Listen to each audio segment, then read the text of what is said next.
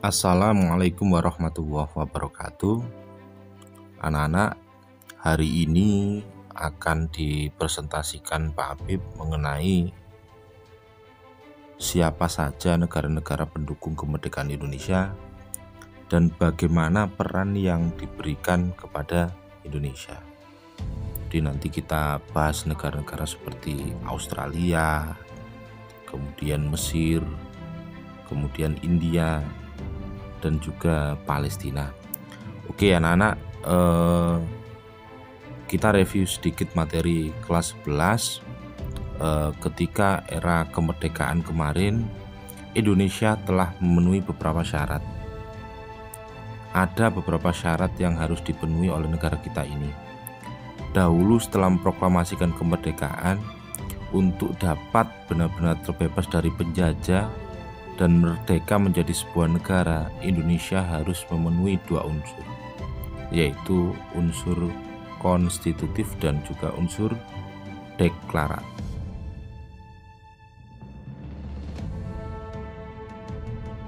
Oke anak-anak, kita lanjut ke materi berikutnya. Pengakuan kedaulatan oleh negara Mesir. Jadi tanggal 22 Maret 1946, Mesir menjadi negara pertama yang mengakui kemerdekaan Indonesia. Jadi kalau kita lihat anak-anak ya, secara geografis, Mesir itu terletak di wilayah Afrika bagian utara, ya. Jadi kalau kita ngomong negara-negara di wilayah Afrika bagian utara, itu secara ekonomi mereka jauh lebih bagus daripada negara-negara di bawahnya, ya. Dan yang paling membedakan antara negara Afrika bagian utara dengan negara-negara Afrika bagian tengah, Afrika bagian barat, dan Afrika bagian timur, itu adalah perbedaan ras, ya, atau suku. Kebanyakan orang Afrika bagian utara itu mereka adalah ras Kaukasoid, ya, terutama adalah bangsa Arab yang mungkin juga dikenal sebagai bangsa Semit, ya. Lah, hubungannya apa ketika Mesir itu mengakui kemerdekaan Indonesia? Jadi salah satunya adalah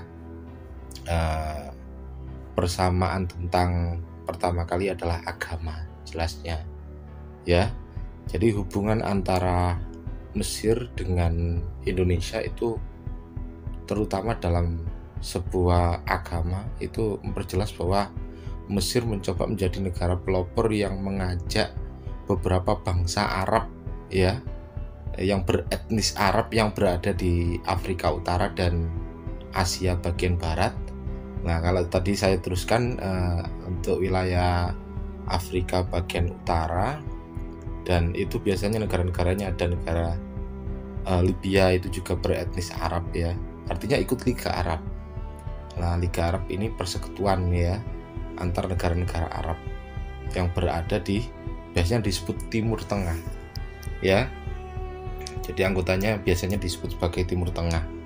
Nah, meskipun terletak di Afrika bagian utara, tapi Mesir etnisnya Arab, ya.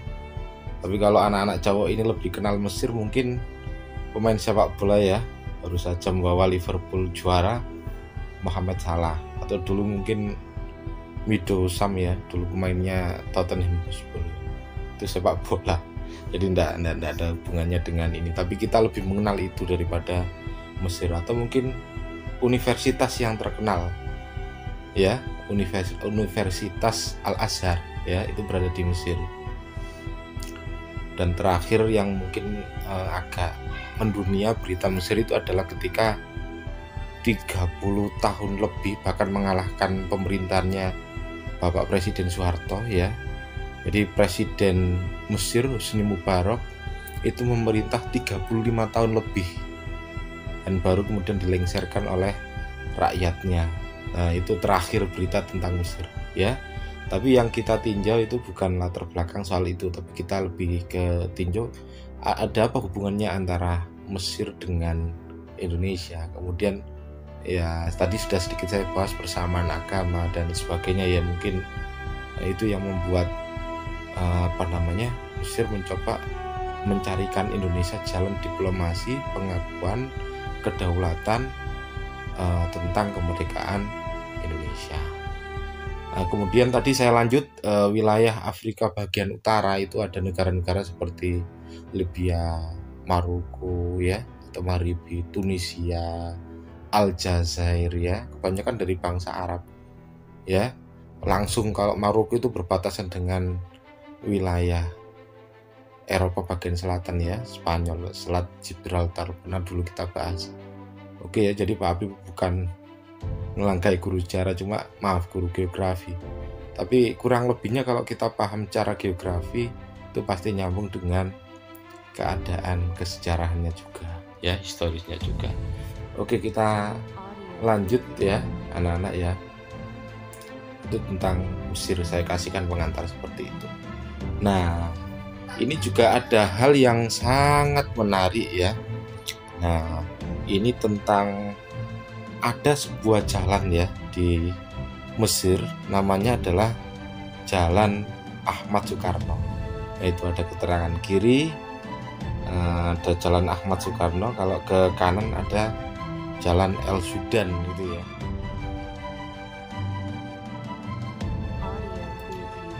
Adanya jalan ini itu menandai bahwa hubungan antara negara Mesir dengan negara Indonesia di masa lalu sangat baik sekali.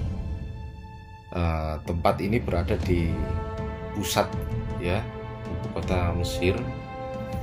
Ini ada foto yang lain antara Presiden Soekarno ya dengan pimpinan negara Mesir. Kemudian ini ada yang kedua, Menteri Luar Negeri pada saat awal mula kemerdekaan ya, Haji Agus Salim memimpin delegasi Indonesia dan Perdana Menteri Mesir Nokrasi Pasha menandatangani persahabatan Indonesia dengan Mesir pada 10 Juni 1947. Jadi Menteri Luar Negeri itu ditugaskan oleh Bung Karno bersama seorang diplomat juga dan jurnalis ya. Pada saat itu Abdurrahman Baswedan, kalau Anda kenal Bapak Anies Baswedan lah, ini masih ada hubungannya dengan Abdurrahman Baswedan. Oke, anak-anak, kita lanjut ke slide berikutnya. Lah, ini Soekarno dan Haji Agus Salim tadi sudah saya paparkan bahwa diplomasi Indonesia dari tokoh yang paling berpengaruh di situ yang di orang-orang kepercayaan Bung Karno itu tidak main-main ya. Jadi tadi sudah saya sebutkan salah satunya adalah Haji Agus Salim. Nah, jadi Haji Agus Salim ini adalah seorang kelahiran Agam, Sumatera Barat. Jadi memang kalau dalam tokoh-tokoh kemerdekaan anak-anak ya, kita paham bahwa ternyata banyak sekali tokoh-tokoh kenegaraan kita itu berasal dari Sumatera Barat. Entah kenapa kok banyak sekali tokoh-tokoh politik dari sana. Kita lihat aja Sultan Syahrir ya. Bahkan Haji Agus Salim ini juga keturunan seorang sultan. Jadi nama sultan itu tidak main-main loh. Kalau orang Minang mengatakan sultan itu sebenarnya adalah kata lain dari sultan ya, dari keturunan raja-raja lokal sana. Nah, jadi Sultan Syahrir itu juga seperti itu ya. Sultan Ali Sabana ya, pernah ya, salah satu orang terkenal juga. Kemudian Haji Agus Salim ini adalah orang Minang yang secara latar belakang memang dari kalangan priai. Saya pernah mengatakan juga bahwa tokoh-tokoh politik Indonesia sebenarnya adalah kalangan priai ya. Secara karir politik Haji Agus Salim ini pernah bergabung ya ketika masa pergerakan nasional. Dia pernah bergabung dalam Sarekat Islam ya, bersama dengan Haji Omar Said Cokro Aminoto. Dulu pernah saya bahas juga kan dulu ya, ada ketika SI pecah menjadi dua, SI kiri dan SI kiri dan SI kanan ya. Artinya si putih dan si merah gitu ya. Kiri merah, putih kanan ya. Jadi berbeda haluan, satunya berhaluan komunis atau sosialis dan satunya adalah lebih beraliran Islam liberal ya. Nah, jadi Kiai Haji Agus Salim bersama dengan Haji Omar Said Cokroaminoto itu masih satu blok ya ketika SI pecah menjadi dua. Jadi peran Haji Agus Salim ini pada masa perjuangan kemerdekaan RI itu banyak ya. Makanya dia diangkat menjadi seorang pahlawan nasional. Salah satu peranan yang paling penting adalah ketika masa penjajahan Belanda ya. Dia juga anggota Volksraad ya, tahun 1921 sampai 1924. Kalau Volksraad itu adalah Dewan Rakyat, sekarang mungkin setara dengan DPR. Jadi pada waktu itu kita diberikan kesempatan untuk masuk. Jadi orang pribumi diberikan kesempatan untuk masuk ke Dewan Perwakilan Rakyat dan beliaunya juga anggotanya di situ. Kemudian Haji Agus Salim juga pernah jadi panitia 9, masuk di panitia 9, Badan Penyelidik Usaha-usaha Persiapan Kemerdekaan Indonesia ya, yang dulu pernah mempersiapkan ya Undang-Undang Dasar 1945. Kemudian beliau menjadi Menteri Luar Negeri juga pernah ya ketika Kabinet Syahrir II tahun 1946 dan Kabinet Syahrir III ya 1947. Kemudian yang paling penting dan ada hubungannya dengan yang saya sampaikan tadi ya, jadi Kiai Haji Agus Salim itu membuka hubungan diplomatik Indonesia dengan negara-negara Arab, terutama pada Mesir ya ketika tahun 1947. Kemudian beliaunya juga ditunjuk sebagai Menteri Luar Negeri Kabinet Amir Syarifuddin 1947 sebelum ada perjanjian Linggarjati. Dan terakhir beliaunya juga menjadi Menteri Luar Negeri ketika Kabinet Hatta 1948 sampai 1949. Berarti terakhir beliaunya jadi seorang yang selalu ditunjuk jadi salah satu orang kepercayaan ya dari pemerintahan Republik Indonesia. Oh ya, orang ini ada yang terlewat ya. Jadi Bung Hatta itu juga dari Sumatera Barat. Jadi banyak sekali orang-orang dari Sumatera Barat itu menjadi diplomat ya atau tokoh-tokoh politik di Indonesia.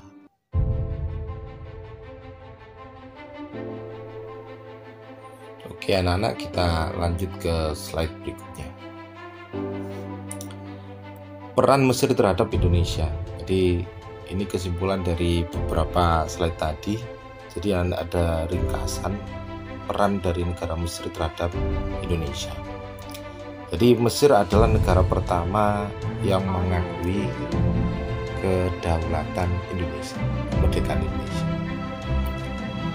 Sekretaris Jenderal Departemen Luar Negeri Kamil Abdurrahman Bey menyampaikan dukungan pada Indonesia secara de facto. Ini penting sekali kalau de facto ya. Kalau de facto itu lebih ke kenyataannya ya. Jadi kenyataan yang terjadi pada 22 Maret 1946. Kalau de jure itu adalah ungkapan yang berarti berdasarkan hukum. Jadi berbeda dengan de facto. Kalau de facto ya secara faktanya atau pada prakteknya kita menggambarkan situasi politik itu namanya de facto ya. Tapi kalau de jure itu berdasarkan hukum. Oke, ketiga, Mesir berhasil meyakinkan beberapa negara-negara Arab ya, Syria, Qatar, Iran, Arab Saudi untuk mendukung kemerdekaan Indonesia. Luar biasa loh anak-anak ya. Jadi kita tidak ada hubungan apapun dengan Mesir ya, karena persamaan mungkin yang sama faktor agama. Dan pasca Perang Dunia II memang dampak yang paling besar adalah banyaknya negara-negara di Asia Afrika merdeka. Nah mungkin itu perasaan senasib, penanggungan dan persamaan agama dan beberapa budaya, karena memang mazhab yang digunakan oleh orang-orang Mesir ya itu sama dengan mazhab yang dominan digunakan di Indonesia, yaitu mazhab Syafi'i ya. Dan orang Indonesia juga banyak belajar di Al-Azhar dari dulu. Mungkin itu juga berpengaruh karena mahasiswa Indonesia dari lulusan Al-Azhar itu juga luar biasa ya. Mungkin hubungan seperti itu mungkin tidak terjadi di negara-negara Arab yang lain ya. Jadi kedekatannya berbeda sekali. Oke, kemudian yang keempat, pemerintahan Mesir mengakui kedaulatan Indonesia secara de jure ya pada 10 Juni 1947. Kalau 46 tadi secara de facto ya. Nah, jadi secara kenyataannya. Nah, tapi kalau de jure itu secara hukumnya ya, legalitasnya, jadi beda.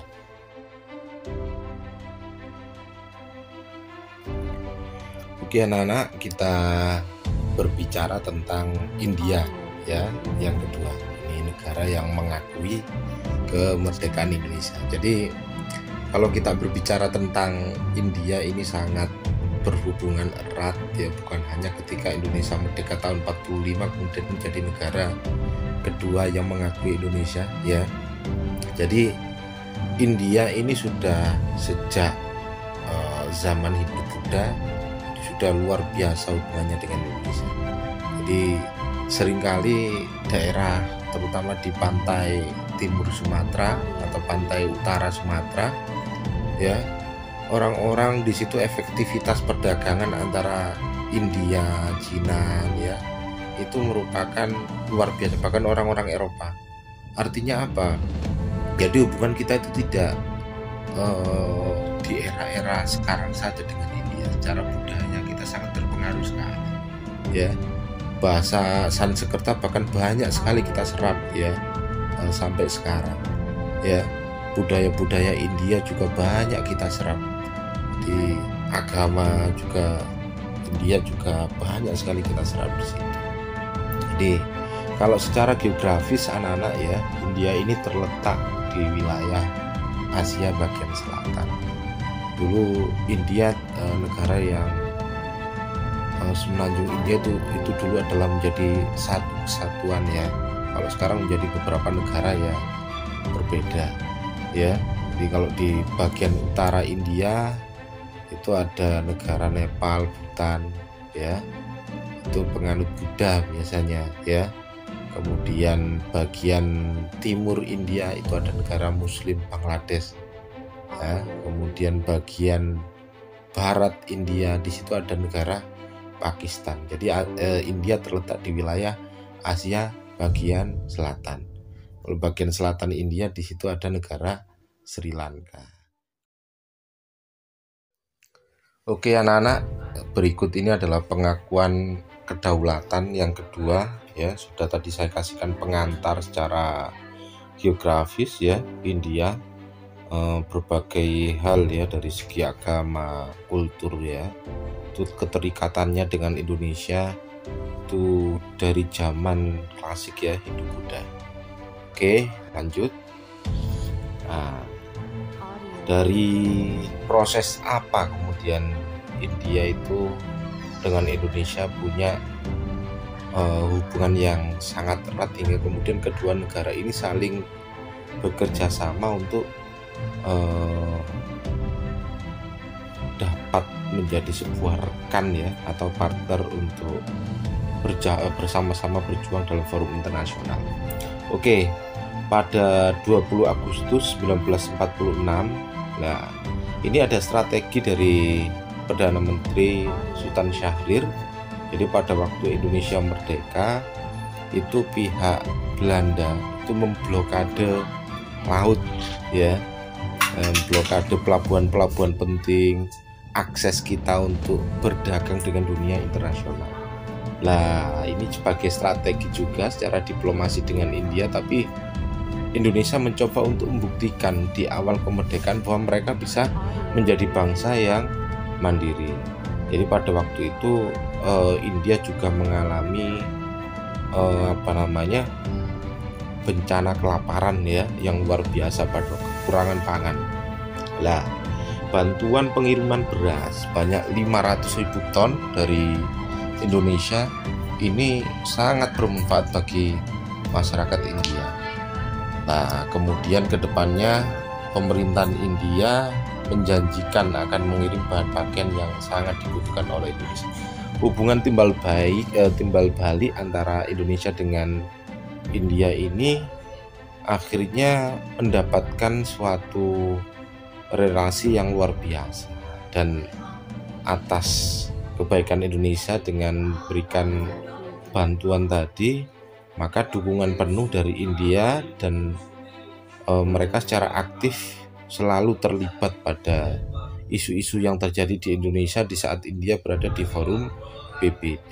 Artinya apa? India selalu berkecimpung di situ untuk memberikan paparannya tentang kemerdekaan Indonesia.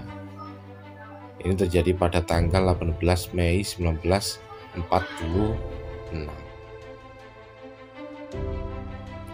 Baik, kita akan lanjut ke materi berikutnya.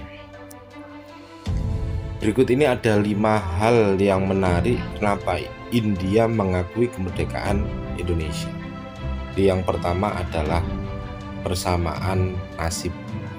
Jadi antara Indonesia dengan India itu mereka adalah negara yang mempunyai nasib yang sama.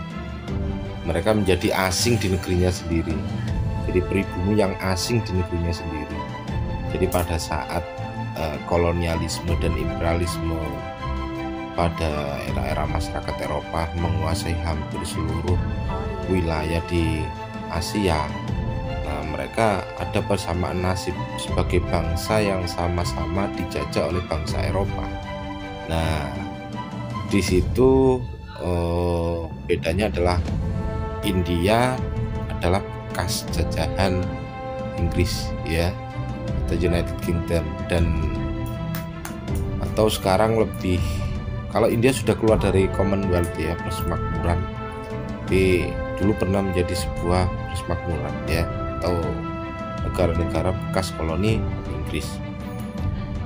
Kemudian Indonesia sendiri dijajah oleh Belanda, ya, itu tidak perlu saya paparkan lebih lanjut karena kemarin sudah kita bahas di kelas 11. Oke, jadi hal menarik yang pertama adalah persamaan nasib sebagai bangsa yang dijajah oleh bangsa Eropa. India merasa bahwa keterikatan antara Indonesia dengan Indonesia, di situ Indonesia dengan India itu ada, ya. Oke, itu yang pertama. Kemudian yang kedua, hubungan kedua pimpinan negara yang sangat erat, ya. Perdana Menteri Nehru dan Presiden Soekarno punya hubungan yang sangat erat di saat itu. Mereka selalu terlibat, ya, dimanapun dalam forum-forum internasional untuk berani membicarakan tentang keadaan yang netral pasca Perang Dunia II. Cikal bakalnya nanti kedepannya adalah adanya beberapa gerakan yang lebih anti terhadap kolonialisme dan imperialisme. Jadi hubungan kedua pimpinan negara itu sangat erat sekali. Oke, kita teruskan. Memiliki kebudayaan yang hampir sama, ya. Jadi kalau kita kasihkan contoh, di sini ada 2 gambar yang berbeda. Bagian atas itu ada huruf Jawa, ya. Nah, bagian bawah ada huruf Pallawa atau aksara Pallawa. Jadi aksara Jawa, aksara Bali, mereka itu adalah turunannya dari aksara Pallawa. Aksara Pallawa sendiri adalah aksara yang dipakai pada kitab Weda, biasanya menggunakan bahasa Sanskerta. Tapi kalau di Indonesia itu beda lagi. Kebanyakan prasasti ya ada yang bahasa Sanskerta ada, huruf Pallawa ada, huruf Pallawa bahasa Sanskerta ada. Cuma era klasik, ya, kebanyakan ada pada kerajaan Sriwijaya, ya. Malah lebih jauh daripada itu, biasanya ada pada kerajaan Kutai, kemudian ada pada kerajaan Tarumanegara, dan itu biasanya menggunakan huruf Pallawa dan bahasa Sanskerta. Sedangkan huruf Jawa atau aksara Jawa yang kita kenal sekarang sebenarnya adalah turunan dari aksara Pallawa, ya. Oke. Kemudian seperti yang saya bahas di awal tadi, bahasa Sanskerta, ya, itu ada kesamaan kita dengan bahasa Sanskerta. Oke, lanjut. Mata uang dengan arti yang sama. Jadi mata uang Indonesia adalah rupiah, sedangkan mata uang India adalah rupee. Kedua kata tersebut berasal dari bahasa Sanskerta yang bermakna uang perak. Jadi, nah ini kembali lagi bahasa ya. Banyak sekali bahasa-bahasa Sanskerta yang kita pakai sekarang. Ya, jadi keterikatan puluhan tahun hubungan antara Indonesia dengan India itu luar biasa. Kosakata kita dipengaruhi oleh bahasa Sanskerta. Oke, ini adalah contoh yang keempat hal yang menarik, yaitu mata uang yang sama. Nah, yang terakhir adalah kekayaan akan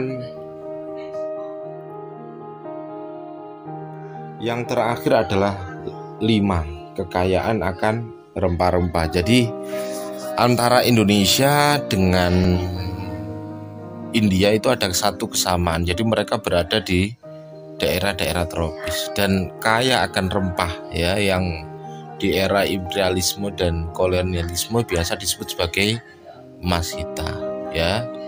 Anak-anak, hari ini cukup sekian dulu ya materi kita untuk hari ini. Untuk kedepannya masih ada 2 materi yang tentang diplomasi juga, pengakuan kedaulatan. Salah satunya adalah pengakuan kedaulatan oleh Australia, dan terakhir adalah peran PBB dalam proses pengakuan kedaulatan Indonesia. Jadi hari ini cukup dulu, saya akhiri. Assalamualaikum warahmatullahi wabarakatuh.